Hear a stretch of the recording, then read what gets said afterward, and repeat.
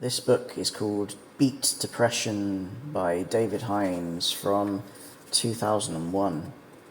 This is chapter 42, The Talking Therapies. Conversation has a kind of charm about it, an insinuating and insidious something that elicits secrets from us, just like love or liquor. Seneca, 4 BC to AD 65. The bottom line, it's comforting to know there is someone working constructively with me to overcome this setback. My experience in treating depressed clients, either as individuals or as participants in my Beat Depression initiatives, and tackling underperformance workshops for companies, has left me in no doubt that the talking therapies have an important part to play in beating depression. But now scientists have proved that depressed individuals can be livelier, happier, and more productive after just 6 sessions of psychotherapy. A total of 28 seriously depressed patients aged between 30 and 53 were monitored with SPECT, SPECT, single photon emission computed tomography, brain scans to check blood flow during a study commissioned by the Royal College of Psychiatrists in the UK in 1999. 15 patients were then given a 6-week course of antidepressants, and the remaining 13 were given 6 one-hour sessions of interpersonal psychotherapy. After 6 weeks, all the participants' brains were scanned again. Brain scans could show whether the patients felt better, because when they talked about their troubles, the blood flow increased through the part of the brain that is believed to be responsible for depression.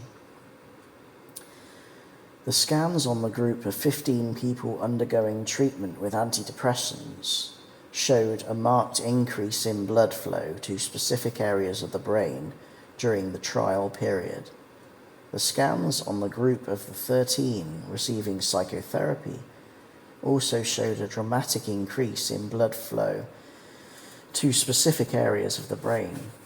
The effect was similar to that achieved by antidepressants, but therapy also managed to affect a part of the brain untouched by drugs. Those who had received psychotherapy also showed a marked increase in activity in the area of the brain thought to control body movements and coordination. Stephen Martin, a consultant psychiatrist at Cherry Knoll Hospital in Sunderland, said, "This is the largest study ever done using brain scans in sequence to monitor depression. It's fantastic to see that we have got some areas of the mind switching on in sequence in the same way as with medical treatment. Certainly, talking works." The conclusion is that patients do best with a combination of structured therapy and antidepressants. I think the process of being listened to is important, but there is good evidence that interpersonal psychotherapy is a lot more effective than just talking. It's not a quick discussion. It is quite intensive work, linking the patient's depressed mood with their problems and helping them with quite strong direction from the therapist. The patients involved in the study had all expressed symptoms of major depression at the outset, including sleep disturbance, weight loss or gain, fatigue, and feeling unable to enjoy life. A survey 6 months after the survey found that none of the patients had relapsed.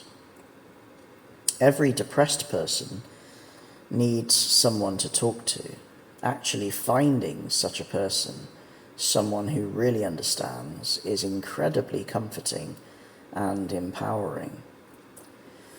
In those rare moments when we feel able to give voice to our confused and despairing thoughts, the greatest gift we can hope for is to have someone with a capacity to listen, who can gently and objectively help us make sense of our muddled ramblings, to show us, with a special sensitivity, the next step forward. I am convinced that this is why the talking therapies are so effective in helping people beat depression.